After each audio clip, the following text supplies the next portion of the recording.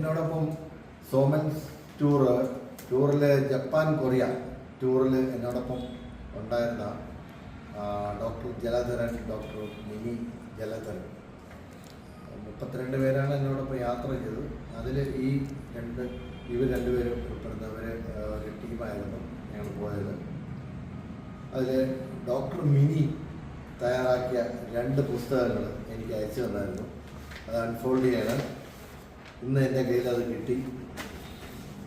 നിമിഷദളങ്ങൾ ഒന്ന്, വേറൊന്ന് ഫീനിക്സിൻ്റെ ചിറകടികൾ. അത് Vietnam Cambodia tour doctor mini. ഈ 2 പുസ്തകങ്ങളാണ് ഇന്ന് എനിക്ക് കിട്ടിയത്. വളരെ സന്തോഷമുണ്ട് ഡോക്ടർ മിനിയോടൊപ്പം ഡോക്ടർ ജലധരനോടൊപ്പം ഒക്കെ യാത്ര ചെയ്യാൻ സാധിച്ചതിൽ. ഞാൻ കിട്ടിയ പാടെ ഒരു പുസ്തകം ഒന്ന് മറിച്ച് നോക്കി, നിമിഷദളങ്ങൾ. അതിൽ പെട്ടെന്ന് ഞാൻ കണ്ടത് ഏകലവ്യൻ, പേജ് 86 ഏകലവ്യൻ എനിക്ക് വളരെ ഇഷ്ടപ്പെട്ട ഒരു ക്യാരക്ടറാണ്. ഞാൻ അതിങ്ങനെ വായിച്ച് അവസാനം വന്നപ്പോഴത്തേക്ക് എനിക്ക് തോന്നിയത്,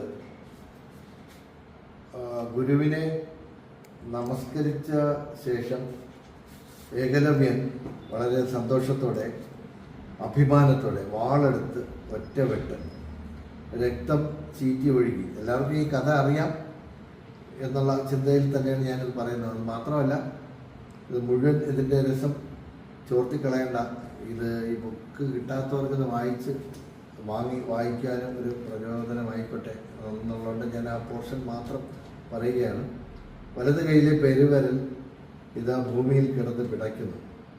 താൻ വളരെ സന്തോഷത്തോടെ അഭിമാനത്തോടെ ഏകലവ്യൻ ആ വിരലെടുത്ത് ബാക്കി വിരലുകൾ കൊണ്ട് ഒരു വാഴയിലയിൽ വെച്ച് ദ്രോണാചാര്യർക്ക് സമർപ്പിച്ചു. അതാണ് കഥ.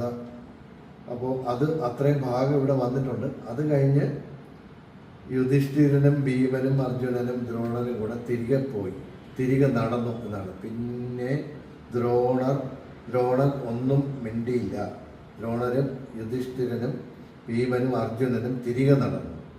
പ്രാർത്ഥനാനിരതമായ കണ്ണുകളോടെ, അഭിമാനപൂരിതമായ മുഖത്തോടെ, ആത്മനിർവൃതിയോടെ നിന്നു ഏകലവ്യൻ.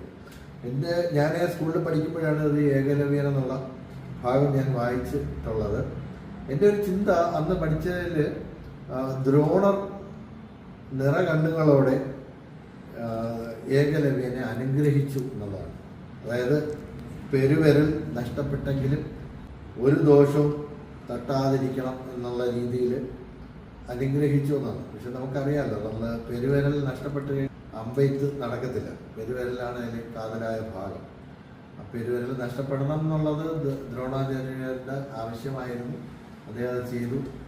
അത് മറ്റൊരു കാര്യം. അനുഗ്രഹിച്ചു എന്നൊരു ഭാഗം കൂടെ അതിനകത്തുണ്ടായിരുന്നു എന്ന് തോന്നുന്നു.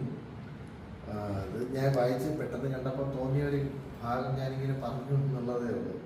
എന്തായാലും ഡോക്ടർ മിനിയുടെ വർക്ക് അങ്ങേയറ്റം അഭിനന്ദനാർഹമാണ്. വളരെ ഭംഗിയായിട്ട് ഈ വർക്ക് ചെയ്തിട്ടുണ്ട്. എല്ലാ പുതിയ പുസ്തകങ്ങൾ പുറത്തിറക്കട്ടെ. അത് വായിക്കുവാനായിട്ടുള്ള ഭാഗ്യം എന്നെ പോലുള്ളവർക്കുണ്ടാകട്ടെ.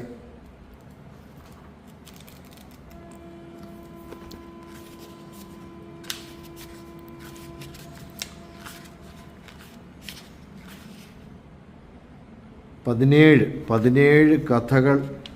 ഇത് യാത്രാ വിവരണവും പിന്നെ കംബോഡിയ, വിയറ്റ്നാം ഈ 2 രാജ്യങ്ങളെക്കുറിച്ചുള്ള ഡിസ്ക്രിപ്ഷൻസാണ് കൊടുത്തിട്ടുള്ളത്. ഞാൻ ഒരു ബുക്ക് മാത്രമേ നോക്കിയുള്ളൂ, മറ്റേ ബുക്ക് നോക്കിയിട്ടില്ല. തീർച്ചയായും അത് നന്നായിരിക്കും എന്ന് നമുക്ക് മനസ്സിലാക്കാൻ പറ്റും.